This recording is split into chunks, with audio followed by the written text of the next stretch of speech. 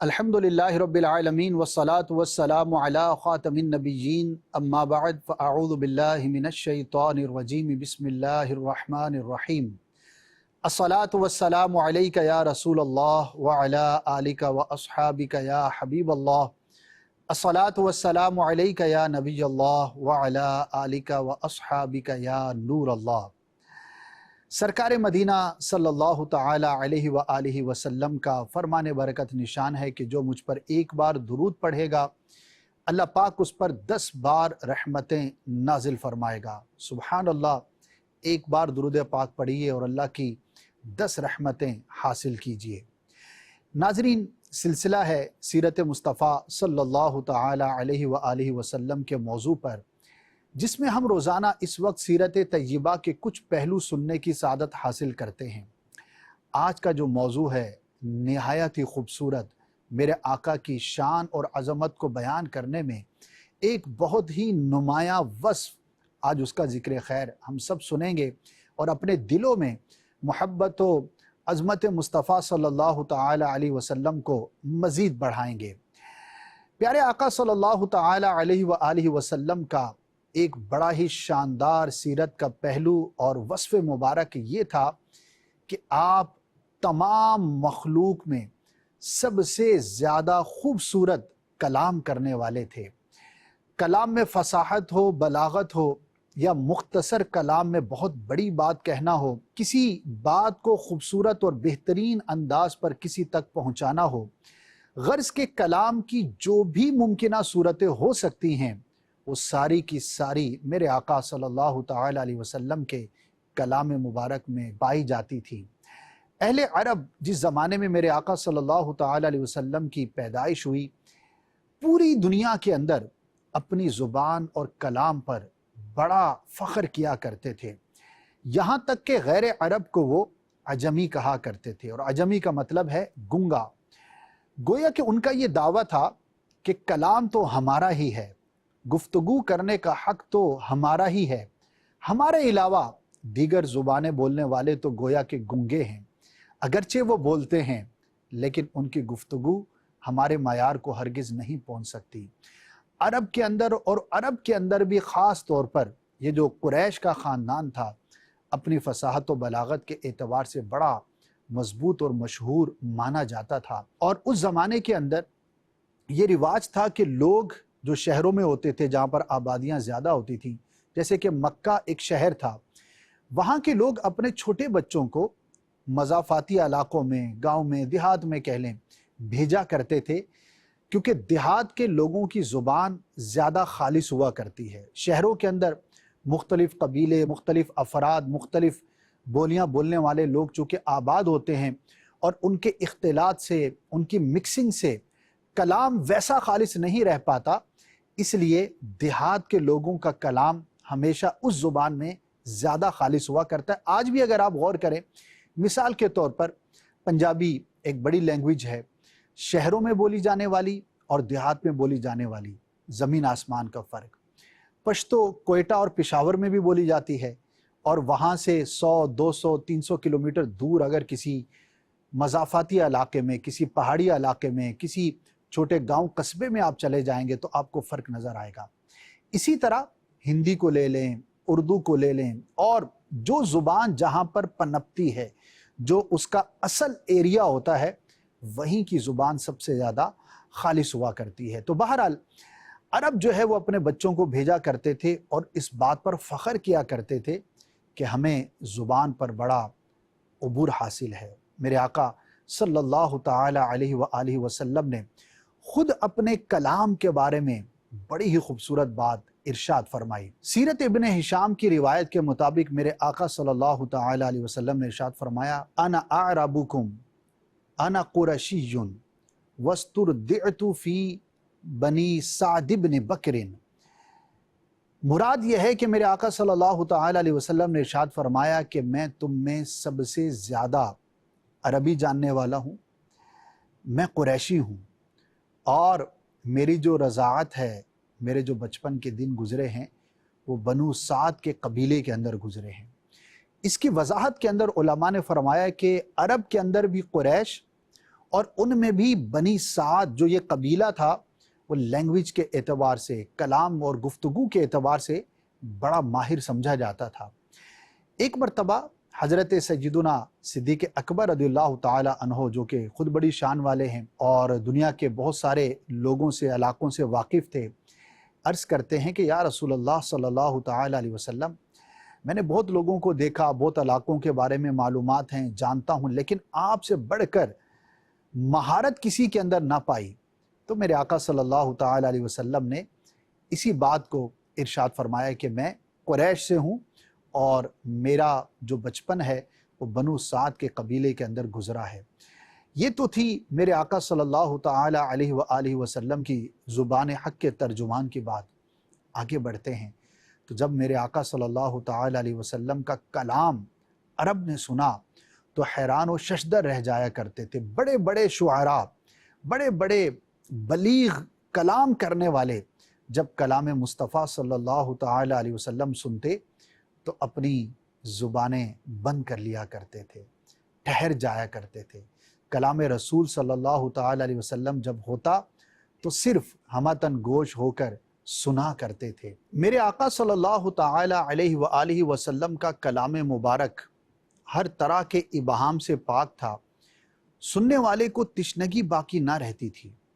جب آپ صلی اللہ تعالی علیہ وسلم کلام فرماتے تو ایک جملے میں بلکہ ایک ایک لفظ کے اندر بہت سارے معانی کو جمع فرما دیا کرتے تھے۔ میرے آقا صلی اللہ تعالی علیہ وسلم کا کلام اتنا خوبصورت ہوا کرتا تھا۔ شیخ عبدالحق محدث دہلوی رحمۃ اللہ تعالی علیہ نے ارشاد فرمایا، جس کا خلاصہ ہے، آپ فرماتے ہیں کہ اللہ پاک نے مخلوق میں پیارے آقا صلی اللہ تعالی علیہ وآلہ وسلم سے زیادہ خوبصورت، جامع اور فصیح و بلیغ کلام کرنے والا کسی کو پیدا ہی نہیں فرمایا۔ اور اگر کوئی عقل مند شخص جو علم رکھتا ہو، شعور رکھتا ہو، وہ اگر غور کرے تو کلام رسول صلی اللہ تعالی علیہ وسلم کی تمام خوبیوں کو دیکھنا کسی کے لیے ممکن نہیں، بیان کرنا کسی کے لیے ممکن نہیں، کہ آپ کے کلام میں وہ خوبیاں ہیں اور وہ خوبصورتی ہے کہ اللہ پاک کی پوری مخلوق کے اندر کسی اور کو عطا نہ ہوئی۔ میرے آقا صلی اللہ تعالی علیہ وآلہ وسلم کی فصاحت و بلاغت کیوں اتنی نمایاں اور خوبصورت اور شاندار نہ ہو؟ ایک مرتبہ حضرت فاروق اعظم، مسلمانوں کے دوسرے خلیفہ رضی اللہ تعالی عنہ نے بارگاہ رسالت صلی اللہ تعالی علیہ وسلم میں عرض کی، اے میرے آقا، آپ نہ تو بہت زیادہ باہر تشریف لے کر گئے، نہ بہت زیادہ لوگوں کے ساتھ آپ نے نشست و برخاست کی، یعنی کہ آپ اپنے علاقے میں ہی زیادہ تر آپ نے وقت گزارا، لیکن اس کے باوجود عربی کلام پر آپ کی جو مہارت ہے وہ کسی اور میں نظر نہیں آتی۔ آپ کا کلام اتنا خوبصورت اور اتنا فصیح و بلیغ ہے، اس پر حیرت کا اظہار کیا۔ تو میرے آقا صلی اللہ تعالی علیہ وآلہ وسلم نے ارشاد فرمایا، جس کا مفہوم ہے کہ دراصل بات یہ ہے کہ حضرت اسماعیل علی نبینا علیہ الصلاۃ والسلام کی لغت اور اصطلاح جو ناپید ہو گئی تھی، اللہ پاک کے کرم سے جبریل امین لے کر میرے پاس آئے۔ سبحان اللہ، سرکار صلی اللہ تعالی علیہ وسلم کو اللہ پاک نے جہاں بے شمار دیگر علوم عطا فرمائے، انہی میں سے عربی زبان کی فصاحت و بلاغت فرشتے کے ذریعے، جبریل امین کے ذریعے آپ صلی اللہ تعالی علیہ وآلہ وسلم تک پہنچائی گئی۔ اور اس سے یہ اندازہ لگانا ذرا بھی دشوار نہیں کہ کیوں نہ ہو میرے آقا صلی اللہ تعالی علیہ وسلم مخلوق میں سب سے افضل ہیں، اور جو انسانوں میں سب سے افضل ہو، عقل کا بھی یہ تقاضا ہے کہ اس کا کلام بھی سب سے زیادہ خوبصورت اور فصیح و بلیغ ضرور ہونا چاہیے۔ حضرت عبد المصطفیٰ اعظمی رحمۃ اللہ تعالی علیہ بڑی پیاری بات کہتے ہیں کہ میرے آقا صلی اللہ تعالی علیہ وآلہ وسلم کا جو کلام تھا وہ درجہ اعجاز کو پہنچا ہوا تھا، یعنی کہ کلام مصطفیٰ صلی اللہ تعالی علیہ وسلم میں معجزات چھپے ہوئے تھے۔ آپ جب کلام فرماتے تو سامنے والے کو عاجز کر دیا کرتا تھا، اور وہ کلام سن کر لوگ حیرت زدہ اور دم بخود رہ جایا کرتے تھے۔ امام اہل سنت اعلیٰ حضرت رحمۃ اللہ تعالی علیہ کی کیا بات ہے۔ سرکار صلی اللہ تعالی علیہ وسلم کے کلام کے بارے میں اشعار کی شکل میں ارشاد فرماتے ہیں، تیرے آگے یوں ہیں دبے لچے فصحاء عرب کے بڑے بڑے، کوئی جان منہ میں زباں نہیں، نہیں بلکہ جسم میں جان نہیں۔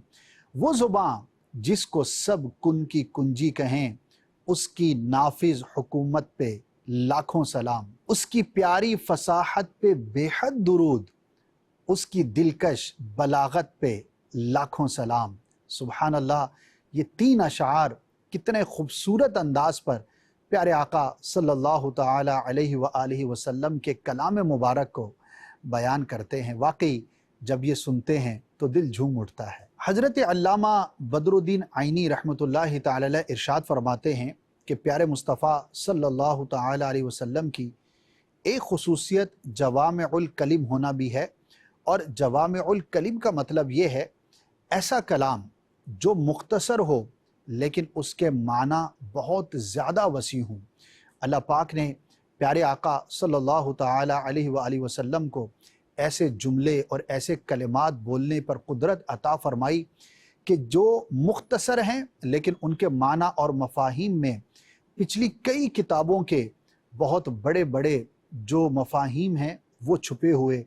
اسی وجہ سے علماء نے فرمایا کہ پیارے آقا صلی اللہ تعالی علیہ وآلہ وسلم کے جوامع الکلم ہونے کا یہ نتیجہ ہے کہ آپ نے 1400 سال پہلے جو ارشادات فرمائے، آج تک محدثین، فقہاء، علماء، اہل ادب آپ صلی اللہ تعالی علیہ وسلم کے ان کلمات کی تشریح و وضاحت کرتے آ رہے ہیں اور قیامت تک کے لیے کرتے رہیں گے۔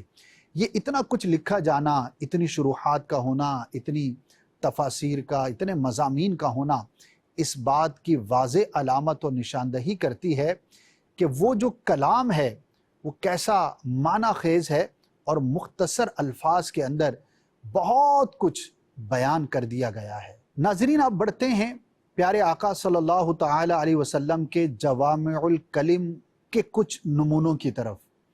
علماء کرام نے بہت ساری احادیث ہیں جن کو جوامع الکلم کے مضمون کے تحت بیان فرمایا ہے، انہیں سنتے جائیے اور اپنا دل جو ہے محبت رسول سے لبریز کرتے جائیے۔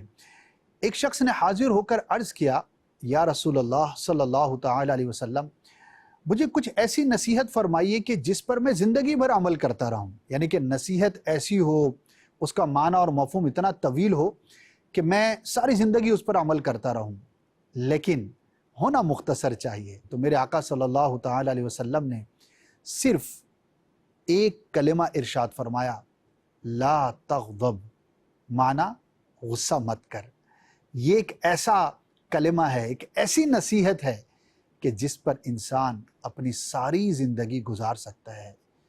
لفظ ایک ہے، کلمہ ایک ہے، لیکن اللہ تبارک و تعالیٰ کے پیارے حبیب صلی اللہ تعالی علیہ وسلم نے اس میں ساری زندگی کا ایک ضابطہ بیان فرما دیا ہے۔ بعض محدثین کرام نے یہ بھی ارشاد فرمایا کہ اس شخص نے کئی مرتبہ وہی سوال دہرایا تو میرے آقا صلی اللہ تعالی علیہ وسلم نے وہی جواب بار بار ارشاد فرمایا۔ اسی طرح ایک اور روایت میں بھی ہے کہ ایک شخص نے میرے آقا صلی اللہ تعالی علیہ وآلہ وسلم کے بارگاہ میں عرض کی کہ مجھے کچھ وصیت ارشاد فرمائیے، تو آپ نے ارشاد فرمایا لا تغضب۔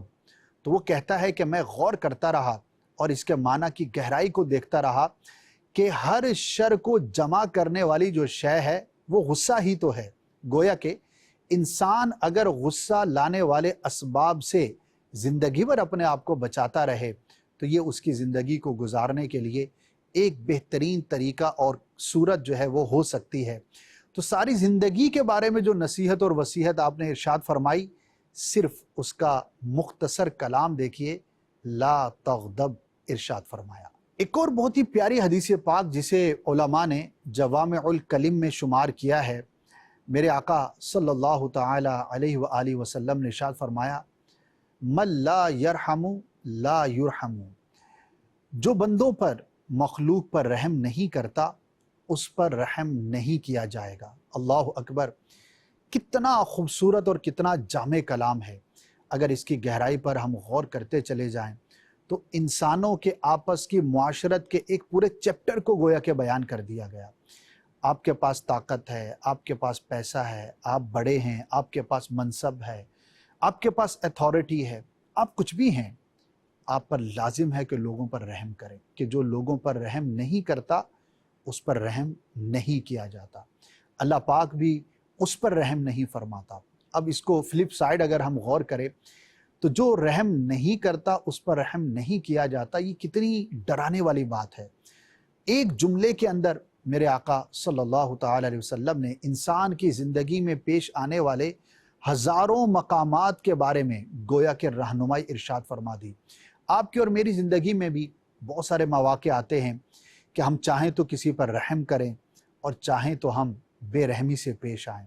تو ہر اس موقع پر جہاں پر ہم کسی کے ساتھ حسن سلوک کر سکتے ہوں تو ہم پر لازم ہے کہ اس کے ساتھ رحم دلی کے ساتھ پیش آئیں، ورنہ یاد رکھیے کہ جو رحم نہیں کرتا اس پر رحم نہیں کیا جاتا۔ ایک اور بڑی ہی پیاری روایت ہے اور یوں سمجھیے کہ انسان کی ساری زندگی کو گھیرے ہوئے ہے۔ اس میں حسن معاشرت بھی ہے، اس میں تجارت بھی ہے، اس میں لین دین بھی ہے، اس میں بہت ساری چیزیں آ جاتی ہیں، لیکن جملوں پر آپ غور کیجئے کتنے مختصر کلمات ہیں۔ ارشاد فرمایا لا ضرر ولا ضرار، کہ نہ تم کسی کو نقصان پہنچاؤ نہ کسی سے نقصان اٹھاؤ۔ سبحان اللہ، اس سے خوبصورت کلام اور کیا ہو سکتا ہے۔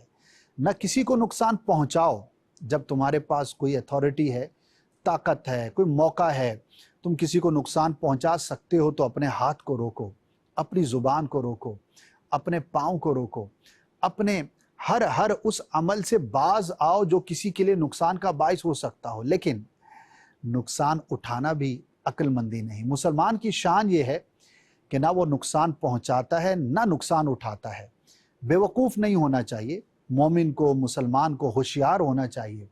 اور اس ایک جملے پر آپ ذرا غور کیجئے، ایک جملے کے اندر پوری انسانیت کے ایک پورے چیپٹر کو گویا کہ بیان کر دیا گیا۔ سبحان اللہ، کیا شان ہے کلام مصطفیٰ صلی اللہ تعالی علیہ وسلم کی۔ اب بڑھتے ہیں ایک اور بہت ہی خوبصورت جوامع الکلم میں سے روایت کی جانب۔ ارشاد فرمایا اسلم تسلم، اسلام قبول کر لو سلامتی پا لو گے۔ انسان کی جو کمال ہے اور اس کی جو ایک سب سے بلند مقام اور مرتبہ ہے وہ یہی ہے کہ وہ اسلام کو قبول کرے۔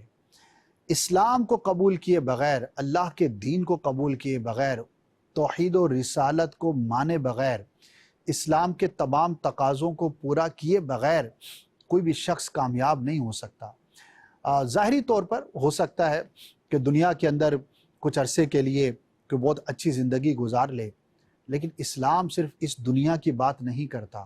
حقیقی جو سلامتی ہے، حقیقی جو کامیابی ہے، وہ صرف اس دنیا کی نہیں بلکہ اس کے بعد کی اس زندگی کی ہے کہ جو نہ ختم ہونے والی ہے، اور وہ جو زندگی ہے وہ اسلام کو ماننے اور عمل کرنے کے اندر ہی منحصر ہے۔ اسلم تسلم، سبحان اللہ، دو کلمے ہیں لیکن دو کلموں کے اندر میرے آقا صلی اللہ تعالی علیہ وسلم نے پورے اسلام کی خوبیوں کو گویا کہ بیان فرما دیا۔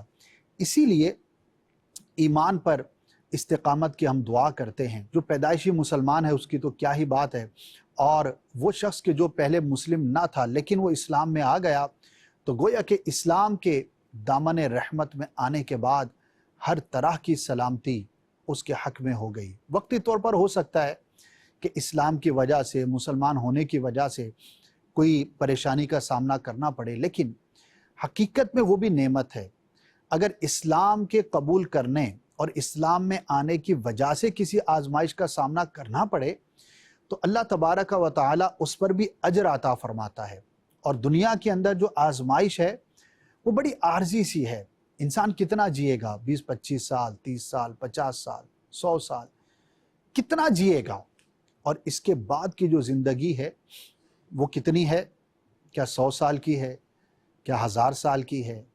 لاکھ سال کی ہے؟ کروڑ کی ہے؟ نیور اینڈنگ سٹوری ہے جس کی کوئی لمٹ ہی نہیں، کوئی حد ہی نہیں۔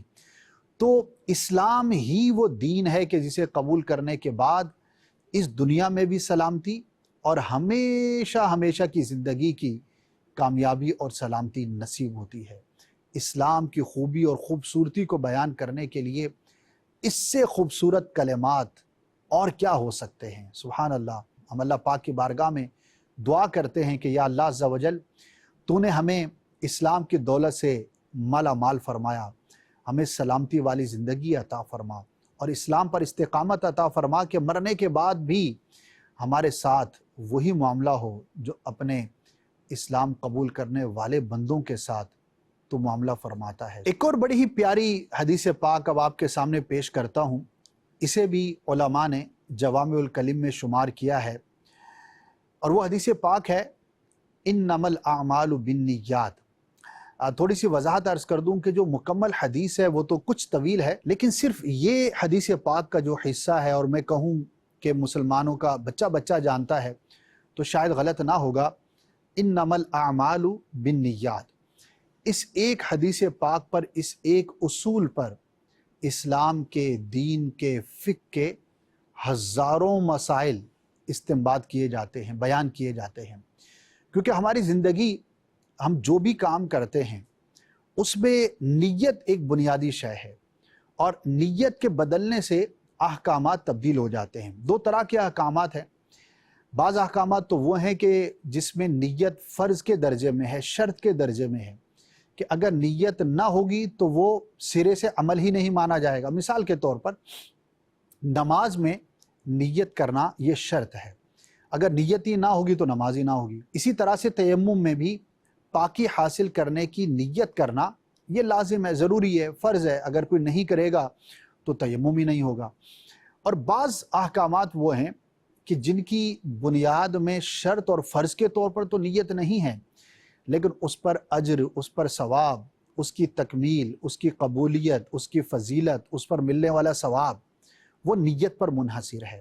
مثال کے طور پر اگر کوئی شخص وضو کرتا ہے اور وضو کے جو فرائض ہیں اس کو پورا کرتا ہے، اور اس میں نیت نہیں کرتا، بغیر نیت کے بھی اعضائے وضو دھو لیتا ہے، تو اس کا وضو تو ہو جائے گا، لیکن اس پر اس کو ثواب نہیں ملے گا جب تک کہ اللہ کے حکم پر عمل کرنے کی نیت نہ ہو، پاکی حاصل کرنے کی نیت نہ ہو، یا نماز کے لیے وضو کرتا ہوں یا تلاوت قرآن کے لیے کسی بھی عبادت یا نیک کام کی نیت نہ ہوگی تو ثواب نہیں ملے گا۔ اسی طرح علماء نے اس ایک حدیث پاک کی تشریح کے اندر بہت طویل کلام فرمایا، بلکہ یہاں تک ارشاد فرمایا کہ عادت میں اور عبادت میں جو فرق کرنے والی شے ہے وہ نیت ہی تو ہے۔ مثال کے طور پر چند مثالیں میں آپ کو دیتا ہوں جس سے آپ کو اندازہ ہوگا۔ انما الاعمال بالنیات، یہ ایک جملہ اپنے اندر کتنا وسیع مفہوم رکھتا ہے۔ آپ لباس پہنتے ہیں، آپ جوتے پہنتے ہیں، آپ کھانا کھاتے ہیں، آپ سواری پر سوار ہوتے ہیں، آپ کہیں پر جاتے ہیں، کہیں پر آتے ہیں، کسی سے ملاقات کرتے ہیں، یہ سارے کام ہم عادتاً کر رہے ہوتے ہیں۔ انسان ہے، اس نے جسم چھپانا ہے، جوتا ہے پہن کے ہی بندے نے جانا ہے، کہیں سفر پر جانا ہے تو بعض اوقات سواری پر جانا ہے، کسی سے ملاقات کرنا بنیادی کام ہوا کرتا ہے۔